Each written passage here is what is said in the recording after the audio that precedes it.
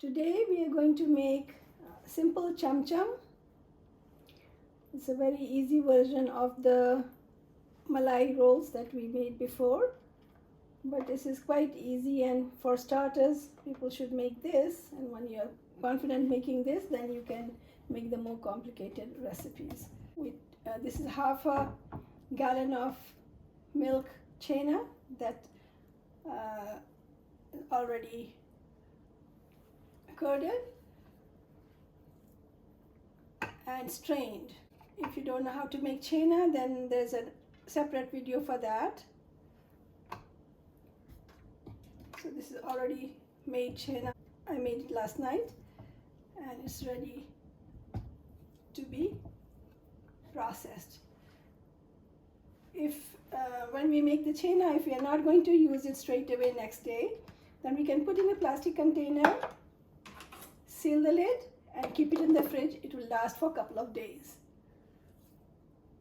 So we break it into small pieces so it's easy to process it.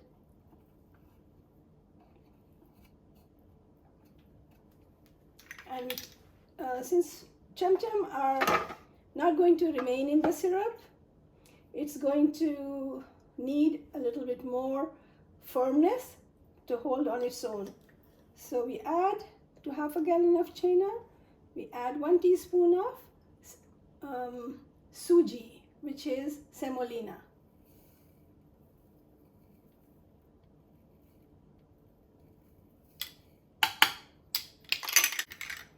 Close the lid.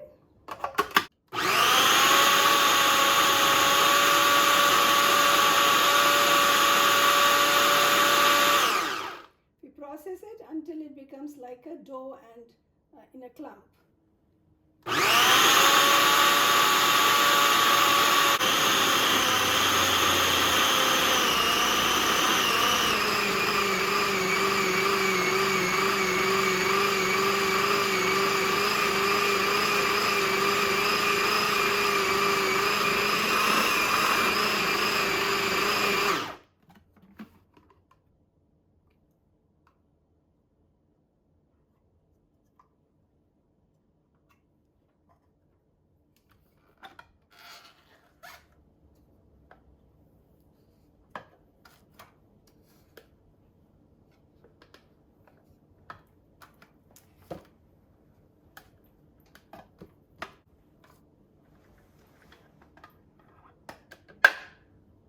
It is so much easier than doing it by hand, using the palm of your hand to press it.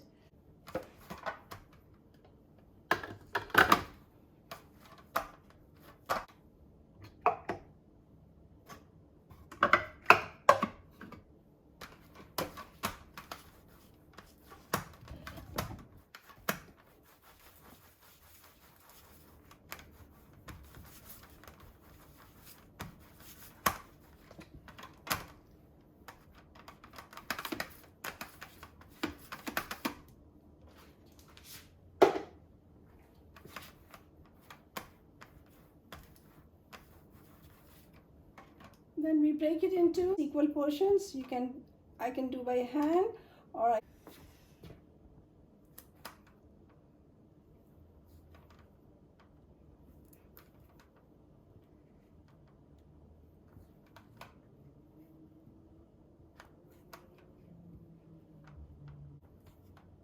so we make roughly 15 portions, and then we make balls, and if one of the portion is smaller than the other, then we can always balance it.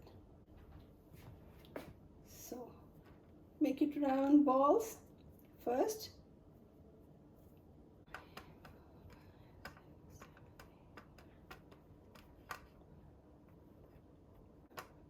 $15 or $16 is a good number for the size of pan that I'm using. So now we have 16 balls ready. Now we need to start the sugar syrup, and so that it will take some time to get ready. So I'll leave this for 2 minutes while I set the sugar, and then we'll make the balls. So we are using half a gallon of milk. So I'm going to use a smaller pan for this. Add 1 cup of sugar.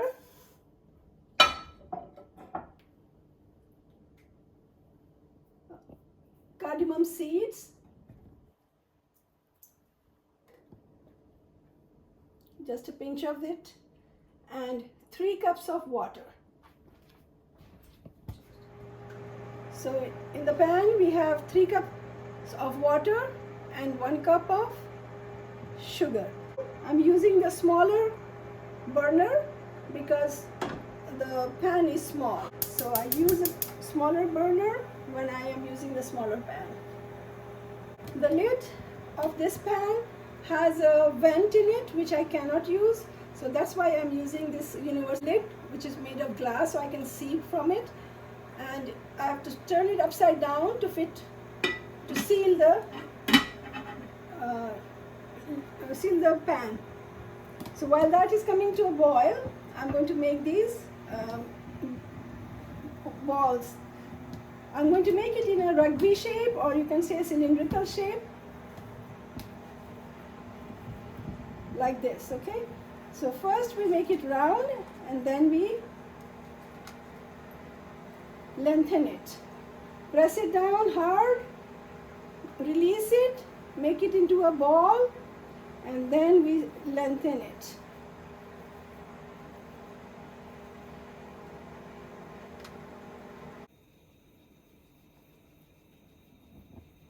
First you make it round, then we elongate it.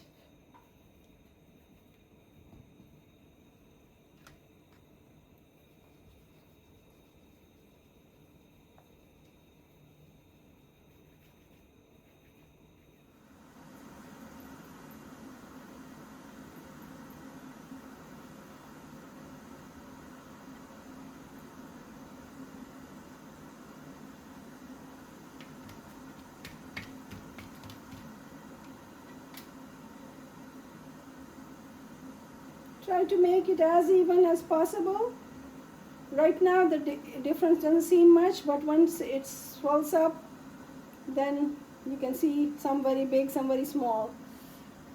So my Chhena shapes are ready, but the syrup is not ready. So while I'm waiting, I have wet tissue, wet kitchen towel. I'm just going to cover it to keep it moist.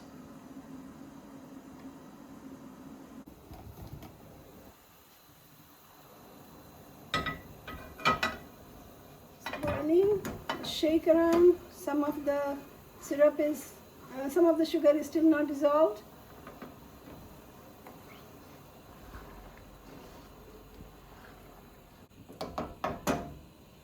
Syrup is dissolved and it's boiling. I'm going to put one by one, gently drop them. We don't put all of them at one time because we don't want the temperature to go down.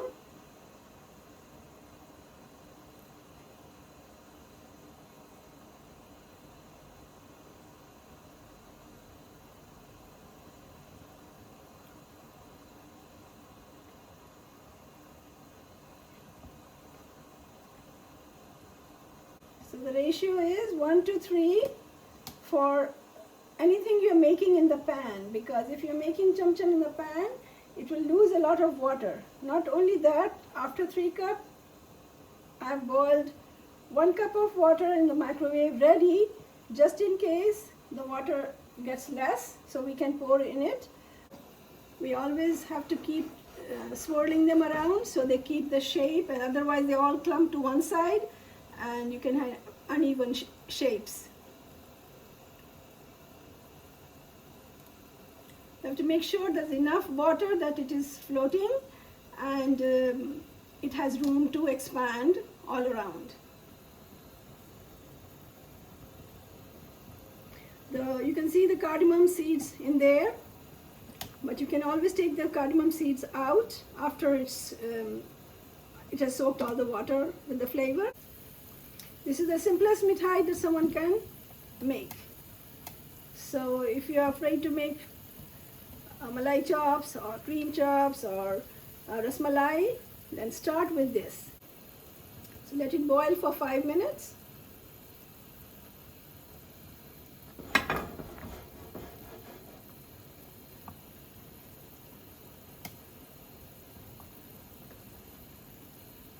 We keep the flame full flame because it's already a small burner in the back. We won't turn the fan on because that will make fast evaporation and it will dry out faster. So we let it just boil like that without the fan on. But you can see all the shapes are already started swelling up and they are turning around.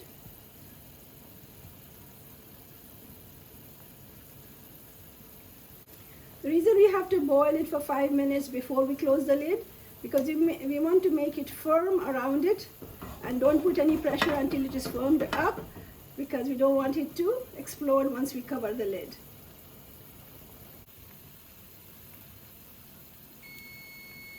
Okay, so the timer goes off. I'm going to close the lid upside down.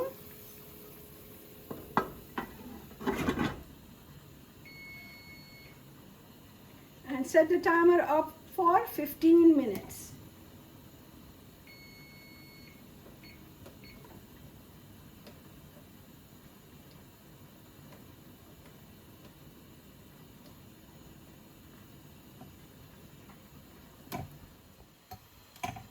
So it has started swelling up. The pan is almost full. That's why we didn't want too many in here. So there's 16 cylinders in here, Chhena cylinders, and this is pretty tight. I have boiled 1 cup of water just in case if we run low in water, then I can add small portion at a time. So I'm going to put that here, and if I see the water is running low, then I'll just slowly open it and I'll add it. The way we know that it's not sticking to the bottom, that it freely moves. When I move it, then it floats and it moves. When I see that it's not moving and it's stuck to one side, then I know that the water is less and I may have to add some water. So it's a good practice to keep it ready, just in case. If your temperature of the stove is a little higher and it evaporates. If the lid is not tight, it will evaporate. If the flame is too high, it will evaporate it more. So everyone should use their own stove and figure out how maybe first time you will figure out, and then second time when you do it, you know, okay, I have to keep it at this temperature, I have to keep this size pan, I have to keep this size burner, and then that's how you get perfect. So the beep is going on. I'm going to wait for 1 minute for the timer to be finished, and then I'm going to open it and pour some of the water there to keep them floating. Okay, the timer went off, so I'm turning it off, and I'll take a quick peek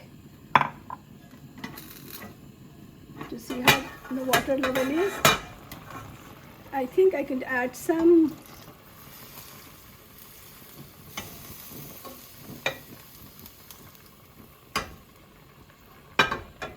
this will give enough buffer to keep the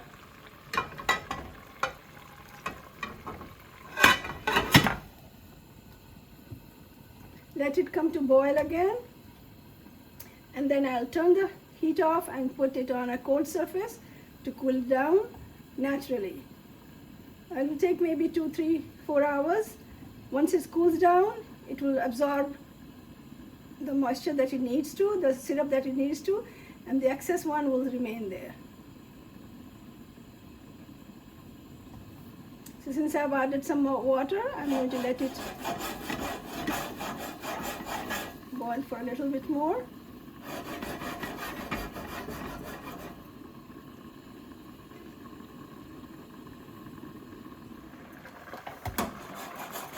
It has boiled for another 5 minutes after adding the water. So now I'm going to close the lid and turn the flame off and move it to cooling counter. And we let it sit like this for 2-3 hours until it's really cold, and it will absorb all the extra syrup from there, and then we can take it out and put it in a serving dish, or if you want to store it in a lid container to store it. After it had cooled down, I moved the Chamchams into the serving container, and you can see how much cardamoms are still there left. We don't want all those cardamoms to be floating onto the Chamchams, so I'm going to strain them out and leave the syrup in there.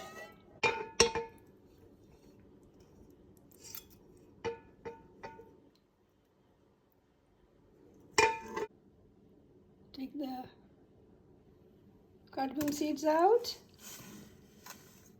just leave them in the pan, and you can toss it. And we have clear Chamchams here. After it has cooled down completely, we let it. We can keep it in the fridge, and when we are serving, we don't need to serve with syrup. We just take it out and set it in a plate. But for now, I'm going to leave the syrup in there because while it cools down, it's going to absorb the rest of the syrup. It's been sitting in the fridge for about 2 hours. Here's the final simple chamcham. Easy to make in large quantities.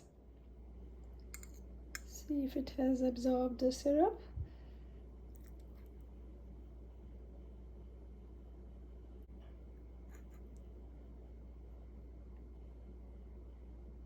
Okay, it's porous. Try it out.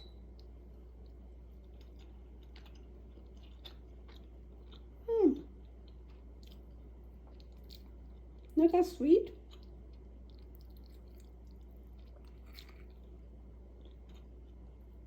And soft.